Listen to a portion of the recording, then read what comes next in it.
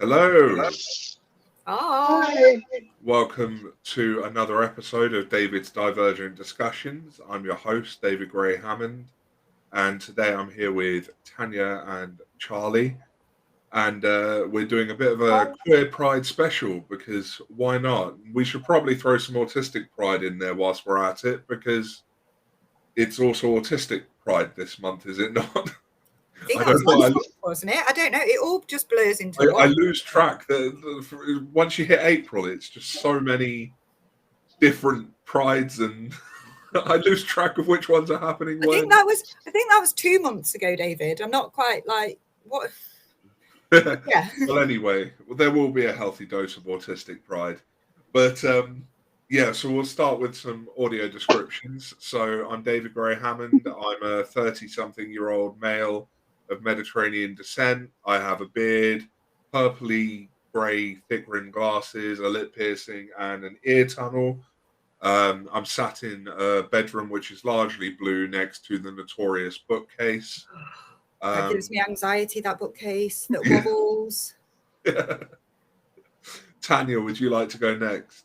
Yeah, my name is Tanya Adkin. I am a female presenting, almost 40-year-old woman with shoulder-length blonde hair, big glasses with brown rims. I'm white. I'm wearing a white t-shirt and I am in a room with some diamond wallpaper and a blue wall. I think that's it. You're really detailed with your descriptions. I'm like, what am I supposed to say? Charlie.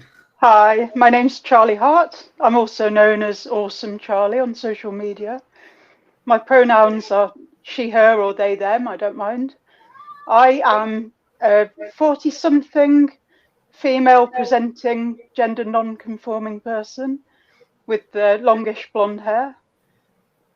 And I'm wearing fluffy rainbow pride ears on a headband. And there's a pan pride flag hanging behind me. Very good. I think are we all a bit waving the pan pride flag here this evening? I think, yeah. So we've managed to do a queer pride special that's inadvertently all pan people. Yeah. But we were going to be joined by Katie and Bobby, but unfortunately they've been unable to join us. I'm sure we will see them on other episodes, no doubt. Yeah. So, to just explain, it's really, really hot in the UK at the minute, and heat and autistic people, we're not friends. No, we're not. And in fact, I had quite a popular post on my page the other day because I posted about the fact that the heat is absolutely abhorrent for autistic people, and everyone was like, "Yes." So, yeah.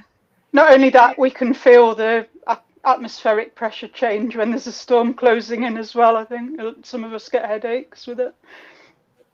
Can feel when the air is charged.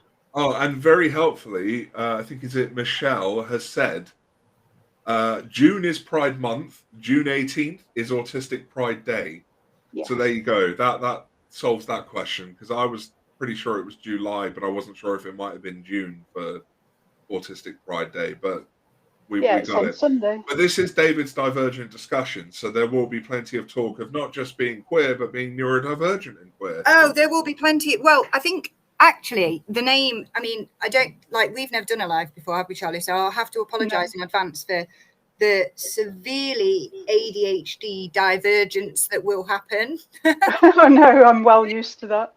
Yeah. So I think actually it's quite fun that you've called it David's Divergent Discussions because actually discussions always start on one thing and then diverge in several different ways. Yeah, they do. But I think if we start on topic and see where we go. Yeah, and we'll meander and get lost a little and then find the path. Bring us back. I figure let's just jump in there with one of the big questions because some people watching this potentially don't realise, but queer experiences are a huge part of the neurodivergent community. And I wondered if either of you might have thoughts on perhaps why there are so many queer people and gender non-conforming people in the autistic and neurodivergent communities. How deep do we go with this? We've got time. Are we at a hold my beer intersection? I mean, there is the obvious, isn't there? There's the obvious that obviously social norms don't actually make any sense to us, really. And it just doesn't. And then there's the kind of double empathy swing as well, because we're not surrounded by openly autistic and authentically autistic unmasked people. So I think from a double empathy perspective, I think what can be really attractive to us in terms of who we might be romantically attracted to or whatever, or even connect with, is very few and far between. So that really kind of narrows down your pool, doesn't it, a little bit? So we, on the one hand, we've got, and this is just kind of my hypothesis, but on the one hand, we've got, like, you know, social norms that don't actually make any sense. But on the other hand, we've got a lot of people, we spend a lot of time being awfully lonely and misunderstood because we're not surrounded by people that are either unmasked or openly neurodivergent growing up. And when we come into that kind of like time in our lives, really. So I think that connection also has a lot to do with it as well. And connection, again, is something, because we don't feel very safe in the world, that to build trust, we need that relational safety. And we can only really have that with somebody that we're connected to, because actually we can't feel an attraction to somebody that we're not really connected to, if that makes sense. So it goes really deep. And I think, you know, my big thing at the minute is interoception. And I think there's a lot to be said for interoceptive, because we, you know, a lot of us have disorganized interoception as well. So a lot of us don't actually differentiate between platonic love and romantic love, or may not experience romantic love, or may only experience. And it's really bizarre, because I think it's only the English language that has only one word for love. But I've been thinking about this a lot, actually. And there's so many different ways that we could go with it, in terms of interoception, alexithymia, in terms of not being surrounded by people that we connect to, in terms of double empathy. And then there's the social norm thing on top as well. And then we can get into neuroqueering, but that's just going to be a whole later discussion. Yeah. But that's my thoughts on it, rounded up in a succinct way. Charlie, do you have anything to add to that? Yeah, and linking on from there as well, the interoception, I'll come back to that. But I think it's really, for me, closely intertwined with the undiagnosed autistic experience. I went through life thinking that other people experience the world similar to me, I think, and they likewise. So when I was at school, I just thought everyone found male and female forms equally attractive. And it was only really later on that I realised that mainly girls were getting boyfriends, and I wasn't seeing queer friendship. I had no word for it then. But I didn't know anything other than heteronormative standards really at school. But I did notice, as I got a bit older and noticed cues from my body that I was attracted to people, that I was getting them regardless of gender. And so that's where I think interoception comes into it. If you get a stirring in the loins, so to speak, because you're watching Winona Ryder in Bram Stoker's Dracula, then you think, maybe I'm not like everybody else. And just like with the autistic experience, could be we go through a lot of life with a lot of social issues, or a lot of sensory issues in particular, and we don't realize that it's not uncomfortable for everybody, and that our experience isn't the norm. In terms of societal norms, I mean, I always liked to think that I was a bit of a rebel, and that I wasn't just a sheep and going with the crowd. And it kind of felt daring and different, and just not Joe Normal to be attracted to anybody I like. And I kind of thought it was edgy and daring when I was in my teens, but then some of the bullies that bullied me for being allegedly square, they bullied me for that instead. So just blundering through life, being autistic and oblivious, being bi or pan and assuming everyone was when there wasn't. And yeah, it's all wrapped up in the same thing to me. That's a really interesting point, actually. And I wonder, because that was kind of similar. So I had a similar experience, but not around queerness.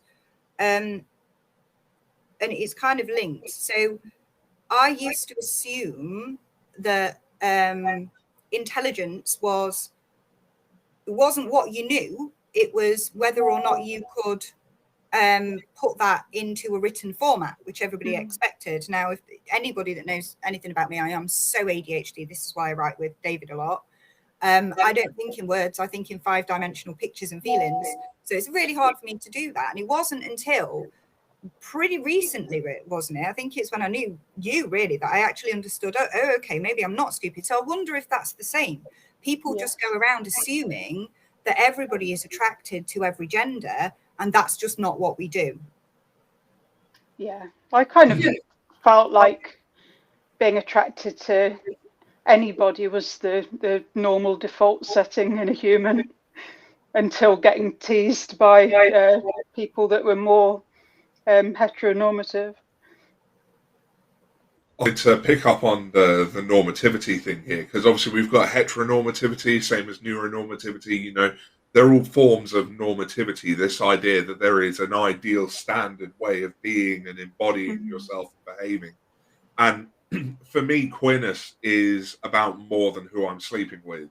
It's about directly subverting expectations of who society wants me to be, and instead being the person who I am or want to be.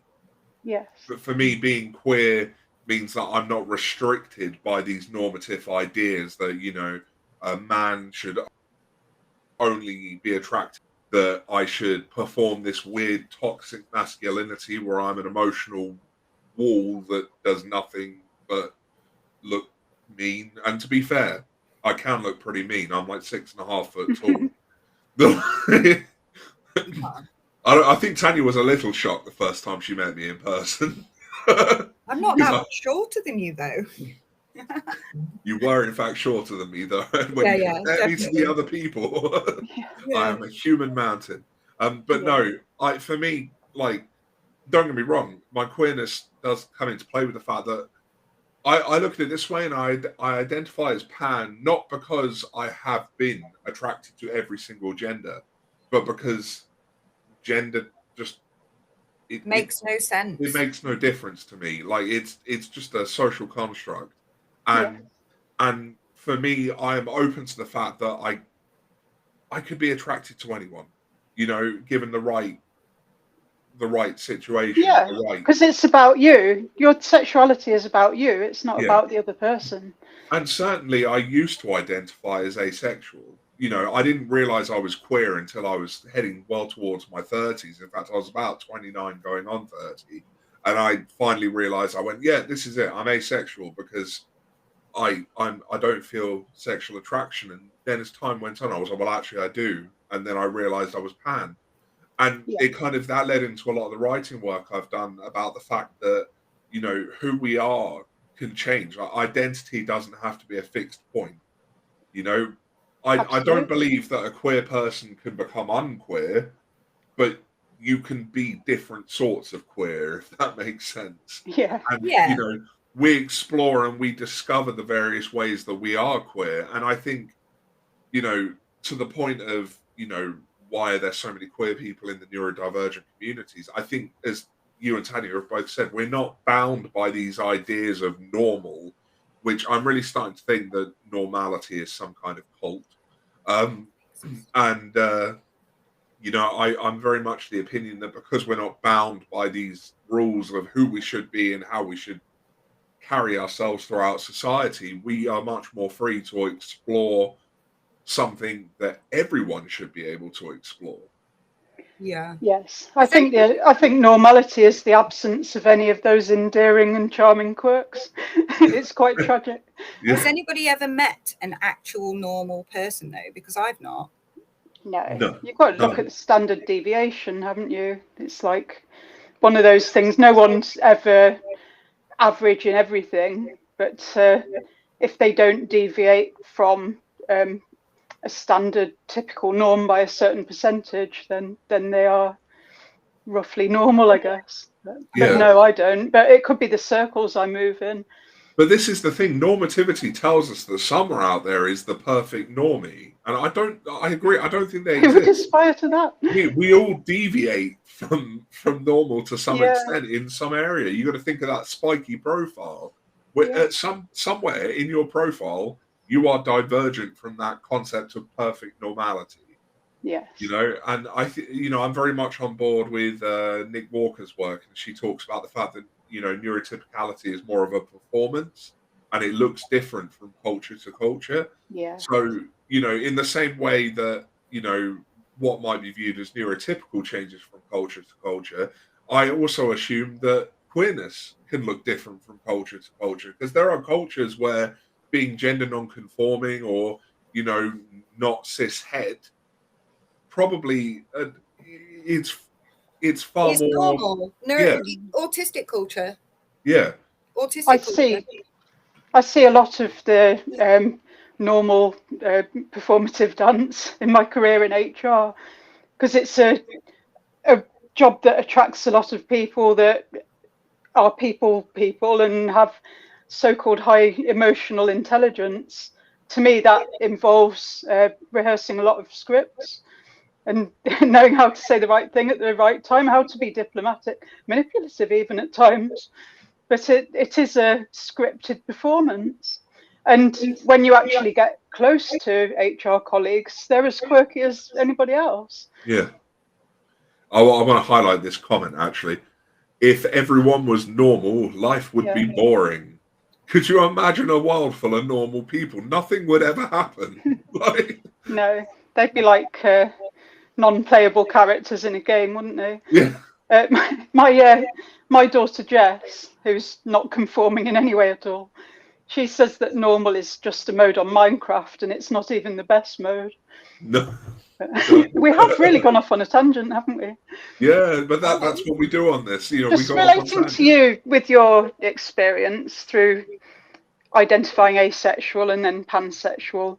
It's similar to where I've been at with gender, I think. So as a teenager, I had quite short hair and I've always been really straight up and down. I didn't have tits and hips and things.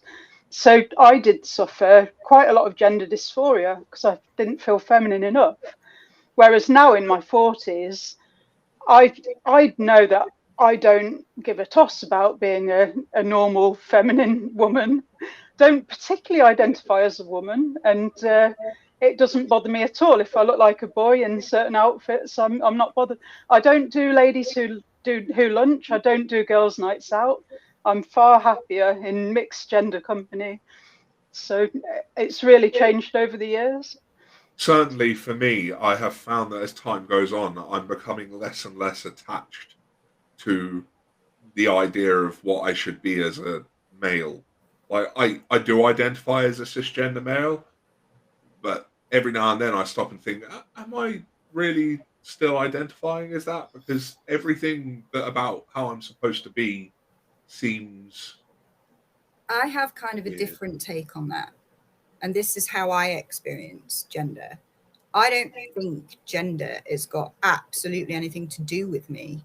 I think it's just the way in which people classify me because of society. So if they want to use she, he, they, it pronouns for me, that's more about them than it is me. And that's not, that's not invalidating people's experience that do really struggle with gender. But my experience of gender is separate from self, if that makes sense. It's from self. And I think as well, because I do present in a very feminine way, but that's because I like the element of dressing up. But then, you know, my personality and the way that I deal with things, David will tell you, is probably more masculine than most men. Same here. Because it's very, straight down the line. So my experience of gender and things like that, would I say I am a woman? I think woman is an abstract concept. This is why I really like the label queer, because I can't separate my gender experience and my sexuality and attraction from the rest of my whole queerness and the way that like I conduct my relationships. Like I'm not monogamous. I don't do monogamy. I think that you can love more than one person in infinite different ways, and that's a really beautiful thing. If I end up being monogamous, it's usually to do with a capacity issue rather than anything else. I'll be honest, because it's overwhelming. But I don't believe that that's just something that you can have with what, you know, love is not pie. You know, you don't run out. Nobody gets a big slice. It's not measured in that way. It's not something that is finite. I totally agree. So where for me is, where does one queerness start and another queerness end? And that's why I just generally just go with queer. You know, and and even like from a sense of my neurology, that's queer, and everything that I do queers the norm. So where do we pick those things apart? Do we need to, do you think? I don't think we do. I think it's all it's our character and who we are. It's some of our parts which are not distinct from each other. It's like a cocktail. It's all been mixed together. Add a splash of spicy autism and cut through that with some sardonic bitter lemon. I don't know, but yeah, we're a blend of our characteristics, and that's what makes humanity so interesting. And I think as well, from masking, I've learned that the way I present actually is nothing to do with who I am internally. It's to do with how I would like people to respond to me, if that makes sense. It's like upper tier masking in a way, isn't it? And that's kind of how I am with gender and stuff. I certainly, for me, I've started experimenting with he, it pronouns in some places. Now, the original place that came from, I was inspired by Jason Wade of Queer Cult, and they use they, it pronouns because they identify as human but barely. And that really spoke home to me, because for me, I certainly see the separation from the self and how we describe the self. So for me, being human is a socially constructed identity. So all of my identities are effectively just different masks I put on to explain how my relationship with the world and how I want that relationship to go. So for me, using he, it pronouns acknowledges that somewhere in the ether is a singular point that is me, but that really defies description. Are you sure you've done it for that reason and not just to really confuse your highly dyslexic good friend Tanya? I mean, that was a bonus. That's definitely a bonus. Damn it! How do I do it? I really like that. It's a shame it's a bit tarnished for me, because I know that sometimes trans and particularly non-binary people get referred to with it pronouns in a bullying way. Yeah. One of the landmark cases I read about not long ago, that was going on. So there's case law. I'm certainly of the opinion that if people, especially with it pronouns, people should only have them used if they have specifically requested them. And I've been experimenting with them, and to be honest, because I have been to understand my journey, I grew up in a place called Bognor Regis on the south coast of England, which is like the most normative town in existence. Like, because I was a teenage boy who wore skinny jeans and makeup, I ended up in the back of an ambulance multiple times because people did not take kindly to anyone who did not fit normativity. So for me, I'm really experimenting with the various expressions of who I am now that I'm in a community where it is safe to do so. And I think that's part of the reason why I love the area I'm in now, because I'm in the area of Brighton, and it's a very queer area. Don't get me wrong, there are some horrendous bigots in this area. Like, Brighton may have this wonderful reputation. There are some horrible bigots around here. But now that I'm in a physical location and an online location where I feel safe to start exploring, I'm really trying to push the boat out to see what fits and what doesn't. And I think this is something that everyone needs to be able to do, not just neurodivergent people. Everyone needs that opportunity to queer those normative standards and see what feels right to them. Yeah, it's really fun to do that. And when we get to, well, I don't think you guys are as old as I am, but when you get to 47 like I am, you just don't care about those things that kids might have picked on you about when you were younger. So yeah, I could use she, her pronouns now, and if I get attacked on social media for it, then I have a good laugh heckling back whoever is mocking me, because I'm comfortable in my skin, and I don't mind if people think I'm weird. That's the idea. I'd rather be weird than normal. If somebody called me normal, I'd be extremely offended by that. I would be so offended. What makes you think I am normal? Like, do I need to do an autism or something? Shall I stim? Yeah. I think she would suit you as well. Yeah. But I wondered, just going back to the it pronouns, I wonder if there's an element of reclamation in that. Yeah, I think there is. Because, I mean, first of all, I want to say what you were saying about gender being separate from your experience of yourself, like that really fits with my experience as well. Because one of the things that I really struggle with is, by identifying as a cisgender man, people have expectations for how I should be, and I don't feel I meet those expectations. Like, just as an example, I'm a very emotional person, and apparently men aren't supposed to be. I don't know who made that rule. I would like to throat punch them, but I don't know who it was. So hang on a minute, that's a very cisgender thing you just said about violence right there, David. Yeah, but I embrace the fact that it is my right to bully people who are bigots. Yeah, I think that's it, isn't it? Because we talk a lot about, you know, everything is a social construct, etc., etc., and then so this is this is my PDA thinking, right? So for me, it's like we talk about things that are social construct, but then we take them so personally into our own identity. It's literally an impossible thing to fully embody. You can't fully embody a social construct because it's an entirely separate thing from a person.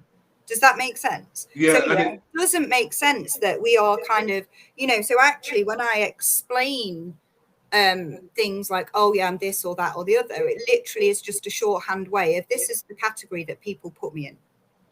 Yeah, it's like clothing or accessories that you can put on and take off. Yeah. And Tanya, we got this comment. We got this comment. My experience, they really liked your comment about gender being separate from your sense of self. Well, of course it is, because social constructs, we really have to, I think as neurodivergent people, and I think as belonging to like marginalized groups, we really have to battle against, like, consciously against really taking that societal poison of norms into our kind of existence, because that's when you get internalized ableism, internalized homophobia, all the rest of it. And I think that we should be conscious that you cannot embody, nobody can embody a societal norm or a social construct. It's impossible. It's ever changing. It's moving. It changes from person to person depending on their experiences and their shared realities. So you can never really know what somebody's idea of a construct is, because it's constructed by their reality. And I understand that I've probably lost a lot of people right now, but we really need to be aware that we don't take that in, because that is something that I fear that you're never going to, it's a battle that you're never going to win. Yeah, absolutely. And it's weird how we have this sort of essentialism where people are like, well, you're born this way or another, and that's the way you are forever. It's like, no, it's not. Like, and you know what I find really bizarre? Like, nobody, and this just speaks into the patriarchy, right? And this again is my very PDA direct way of thinking, right? Everybody's like, oh, you are born this sex with these genitals, so therefore you are that sex. Well, do you know what?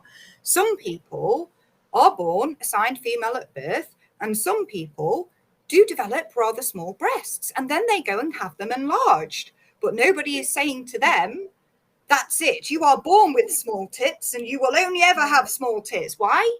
Because obviously it feeds into the whole sexualization and the patriarchy, and it props it up. And intersex people exist as well. Yeah, the obsession with people's genitals, and things that are sexualized, doesn't apply when it feeds into the male gaze. Is that what we're hearing? Like, hello? Yeah. Because I would say, you know, they're talking, you know, there's a big thing about people saying, oh, you know, taking puberty blockers and yada, yada, yada, and all these things that we're doing to kids. But actually, you can go and get a tit job at 16 with parents' permission, and nobody's, you know, you can go and get a nose fixed. If I'm ever unfortunate enough to be asked what's in my pants, I'm just going to tell them chaos. Like, party. Yeah, the other thing like that is, you know, these people that are like, oh, I'm trying with your new name and your new pronouns, but I'm old and I've known you a long time and I just don't get it. Well, that person gets married and they're immediately Mrs. They're immediately got a new surname, and everybody, all the older people, are fine with that. They soon remember I'm Mrs. Hart. And what does me as well is when people are like, oh, you know, well, and because I always say when they talk about like non-binary and stuff, because it's the they them they seem to have issue with, isn't it? I'm like, where is it any skin off your nose? If you can make somebody's life slightly better by changing one word, why wouldn't you? Yeah. Why would you not do that? How does that cost you? Well, I'm not doing that. That's like asking me to do something. And I'm just like, how much of an arsehole does one person have to be where changing one tiny thing in order to make somebody's experience and day better is too much? Yeah. It's not even as much effort as holding the door open for the person after you. No, and with regards to, you know, getting people's names right, for example, I saw a thing on Facebook, of course, because that's where I live, and you live on Facebook. It said it said something along the lines of you know, names are gifts and it's okay to return them if they don't fit. Yeah. Like, you know, and I like that. You know, if your name, if your gender identity doesn't fit, that's fine. Find one that does, because I don't see how any reasonable person can want you to force yourself into something that doesn't fit. I mean, you don't buy a pair of jeans, find out they're too small and go, well, I'll just have to live with it, do you? I do, because taking them back is just an executive functioning task for me. Shove them in the wardrobe and forget about them. There's probably a wider conversation to be had about how many people are using pronouns that don't fit them because they don't have the executive function to tell people to use new ones. But I assume there has to be people out there who have that problem. So me, I am that person. I don't have the executive function. I accidentally set a bin on fire the other day because of my executive dysfunction. So it doesn't seem in the realms of the impossible that people just haven't got around to updating their pronouns. Same. So me. So I'm like, oh, you know, like it should really be like she, they. But then I'm just like, have I really got spoons to do that explaining? No. Yeah, especially when they're like, oh, it's plural. I phoned the doctor and they're going to phone me back. Yeah, because I don't know the gender of the doctor who's going to phone me back. Yeah, they is singular. Interestingly, I can explain that till I'm blue in the face and they still think it's a plural. I happen to have a degree in archaeology, and I can state for a fact now that the singular use of they, them has existed longer than the plural use of they, them. So anyone who wants to say it's a plural, you're wrong. Like, it can be a plural, but that is a younger use of the words than the singular use. My argument is much more succinct, which is they are my pronouns. Tough shit. Yeah, that is much more succinct, but I like picking things. Oh, yeah, that too. Yeah. It's nice to, sometimes when you can make them look silly, like the one that tweet from somebody saying, any teacher who teaches my kids the singular use of they, them, they should lose their job. Good You sense the irony in that. Yeah, and Bobby's in the comments. I strive to be me, authentically not normal. I like that, because, you know, if we're not normal, then we're just about anything. And I can deal with that. You know, how do you identify anything and everything? Everything, everywhere, all at once. Yes. I must watch that film. Yeah, I keep seeing it, but that's where I got it from. I keep seeing it pop up, and I'm like, I need to watch that, and then I forget. Yeah. Because I don't have the executive function to plan what I'm going to watch, which is why I've watched the same 3 shows for the last 5 years. We're just watching Modern Family 3 or 4 episodes a night every night. People have got sick of me with Modern Family because, I mean, don't get me wrong, Phil is like, he is my neuro kid. Like, I love Phil. Yeah. Yeah, when they're talking about how the little boy has got ADHD traits, I love and the little boy. the dad is doing them, and no one's noticing. Yeah. But yeah, that's one of those tangents, isn't it? Yeah. I think they're all coded neurodivergent, aren't they? Yeah. I'm yet to spot a neurotypical person in Modern Family. Like, yeah. But, Phil and what's the name? His wife. They're a typical autistic and ADHD relationship, I think. although, whilst we're on the topic of TV programs, if anyone in the comments can recommend good programs with neurodivergent queer people, that would be very relevant and might help keep us on topic. Yeah. So yeah. Where's the neurodivergent queerness? It's everywhere, because neurodivergence is everywhere. And I think we've been coding characters as neurodivergent for a long bloody time, really, actually. Heartbreak High, Sex Education. I on love Netflix. both of them. I haven't watched Heartbreak High yet. I started it and then I got distracted and forgot it existed. So I need to go back to it. But there's even an asexual character in Sex Education, and they're really underrepresented on telly.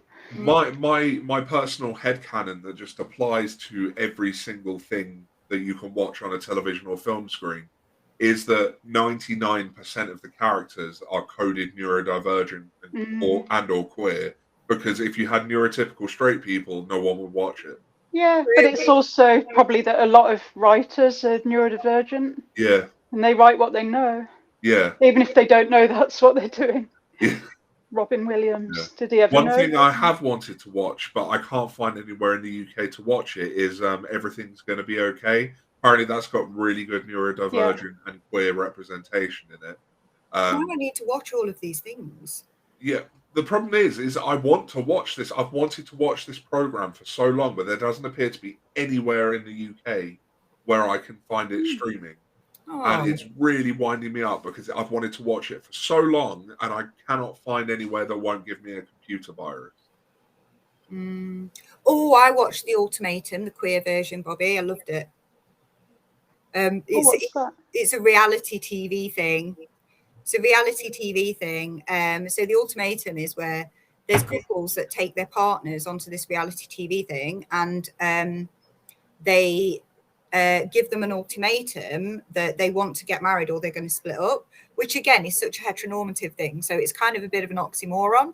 But anyway, stick with me. They do partner swap for 21 days and then see how they feel at the end. And it's just all the drama. It's brilliant. But there's a queer version specifically for female signed at birth. And the whole thing about U-hauling and stuff like that is just, it's so true. Oh, I'm going to check that out. Has anyone heard of this show, Never Have I Ever? Or is it a film? I don't know. Don't know. But I'm going to have to start Googling a lot of these because... I think that's a Netflix one as well. I haven't seen it. Yeah. Okay. But, we should probably talk about neuroqueer theory a little bit, shouldn't we? Yeah, I don't know a lot about this, so I'm keen to learn more. David's just about to launch into a monologue. Go, David. You've waited all night for this very moment. Neuroqueer theory comes from queer theory, and it's the idea that you have neuronormativity, these ideal ways of embodying your neurology, of behaving and really anything to do with the way you think, process the world, the way your body-mind relates to the world, the way people relate to your body-mind. So that's neuronormativity, is this idea that there is this perfect standard of brain. But neuroqueer theory, much like queer theory, invites us to subvert those expectations. So one thing people don't realize about neuroqueer theory is it's not solely about the intersection between neurology and queerness. So you can be neurodivergent and queer, but neuroqueer is not really a noun, it's a verb. So when you neuroqueer, you are subverting expectation. You are trying something different with your body-mind, as Nick Walker would put it. And really what we're talking about here is it goes really far. So a neurotypical person could, through acts of neuroqueering, make themselves neurodivergent. So some people have neuroqueered through intense forms of meditation. Some people have neuroqueered through psychedelic use.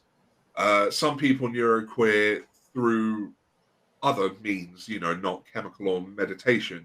But it's really interesting because it takes that whole idea of people who are born neurotypical being neurotypical forever and says, well, no. Yeah, The only we real could rule cure that, them. yeah, we can cure the neurotypicals.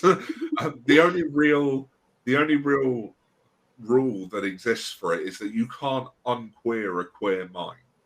So you can take a queer mind, and if you try to make it less queer, what you will actually do is traumatize it into being more queer. And I think that's a really important concept, because I think it speaks volumes of certain therapies that I'm not going to name because they don't deserve airtime. But there are various therapies in the world that seek to take neurologically queer or genderqueer or sexually queer people and make them less queer, and they just don't work. In some way, they are going to queer you further. And this is the thing: is trauma can queer a person. It may not be into something that they want to be, but it's what happens. And so neuroqueer theory is really about unlocking the infinite potential of the human mind and the way it relates to the world around it. So it's a very, very broad theory in a sense. Sounds very freeing, like breaking the It is. mold. I always describe it as liberational. It liberates us from normativity.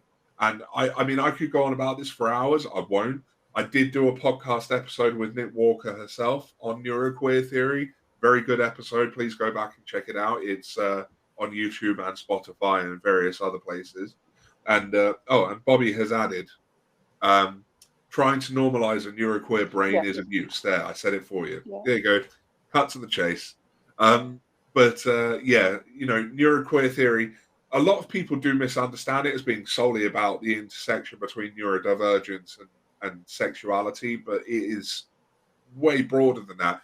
And that comes back to that point I made about queerness isn't just about who you're having sex with. So we're talking about queering in the kind of dictionary term. So anything that is odd or not normal or subverting or is queer. So things are queer, so we're looking at it from a neuroqueer. So if your brain, for whatever way, it is different, it is queer, you are neuroqueer, and you can do acts of neuroqueering, Yeah. And Remy Yergo, they talk in their book Authoring Autism about neurological queerness rather than neuroqueerness. Yes. And Remy Yergo, I know, was involved in the conceptualization of neuroqueer theory. So definitely, two books that are worth reading if you're interested in neuroqueer theory is Nick Walker's Neuroqueer Heresies and Remy Yergo's Authoring Autism. Although I will warn you, Authoring Autism is a lot more heavy going than Nick Walker's Neuroqueer Heresies, because Remy Yergo is a rhetorician, so they study rhetoric, and it's really quite heavy going. Yeah. I mean, I struggle to finish any kind of read it in small sections. So I just get David to read them for me and then give me the headlines. Yeah, I'm going to listen to the Spotify podcast with Nick Walker and yourself, definitely. Yeah. I've got about 5 books I've started and not finished, even if I'm really enjoying them. At any given moment, I've got about 5 books on the go because I can't concentrate on one book at a time. I have to hop between them. Do you sometimes think you've read a page and then realise it hasn't sunk in and you have to start the page again? Because I'm doing that all the time. Yeah. And that's Bobby's put the link to Neuroqueer Heresies on Amazon. Bobby. In the comments, so make sure you check that out. Where does queerness start and end? Actually, everybody's queer. It's just those that haven't accepted it yet. Yeah, I don't think anyone is naturally typical. No, and I think that's what Nick Walker talks a lot about in neuroqueer theory, that actually, with neurotypicality being an act, nobody can fully embody that construct, which we've talked about previously. It's just there are those that accept their queerness openly and lean into it more than others. And you know, I actually think if we're looking at terms of like neurodiversity, there are more neurodivergent people than there are more neurotypical people. I agree. But people just, and if we're looking at the performative aspect of it and the way in which we live, it's kind of sad because there are so many people striving for this active, unachievable neurotypicality, this kind of unachievable benchmark, when actually, and they're all looking down on everybody else that isn't performing neurotypicality. Absolutely. Who's happier? I know families where they might have one or two autistic or ADHD diagnosis, usually the kids. The whole family are neurodivergent because it doesn't come from nowhere and you can see the recognizable traits. But they're still enforcing standards like you must sit up at the dinner table and not leave until everyone's finished and that kind of thing. My wedding, my second wedding to my husband Si, who I'm with now, we had 3 young kids and one of them was a toddler and the elder 2 were pretty hyperactive. So we wanted them to have as much as they wanted of their meal and then run off and play in the garden while the adults carried on with speeches and sit down formal meals as much as they could stand.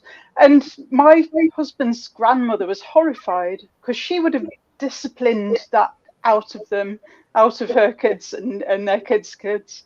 But to me, why make a child sit and be miserable and uncomfortable when they could be playing in the sunshine? And that goes back into neuroqueer theory, because actually what we're saying is what was happening there is they were trying to unqueer a queer mind, but actually all they did was cause it trauma, which is further queering it. Yes. Yeah. So when they did go and play in the garden, and my son was lobbing rocks into a fish pond and all sorts, but I think if they'd just been allowed to leave and play without any judgment, it would be different. Yeah. There's a really lovely comment here from Carly, and it says, when I got confirmation that I'm autistic last month, I felt as if a heavy weight of self-condemnation was lifted from my shoulders, and I felt free to appreciate my queerness. And I think this really comes back to the, you know, why are there so many queer people in neurodivergent communities? Because we let people be themselves. One of the first things I did after my autism diagnosis was go to the playground and swing on a swing for as long as I liked, enjoying the vestibular swing and the changing scenery and thinking, there's reasons that I enjoy sensory things like this and I'm going to bloody well enjoy them. Autistic joy. You know, I think, you know, the overarching theme this evening has been that, you know, when it comes to queerness, you can be queer in just about everything, not just the bedroom. Yeah. And that's like, I don't know things that I don't do. Like, what part of my existence is not queer? That's probably a harder question. Yeah. And certainly, I can't think of any part of me that's not queer. If you do find anything, you can always work on it, though. It's okay. We can fix it if we find anything. Sorry, if I find something distinctly not queer, I'll be sure to queer it as quickly as possible. Yeah, so those pronouns, get in there with a dash it. But I love it. I think we're getting close to the end, so I thought to finish up, queer pride as a term, I'd be interested in what it means to people. For me, certainly it's not necessarily about pride in the weird biblical sense that people seem to interpret it. For me, it's that refusal to be ashamed.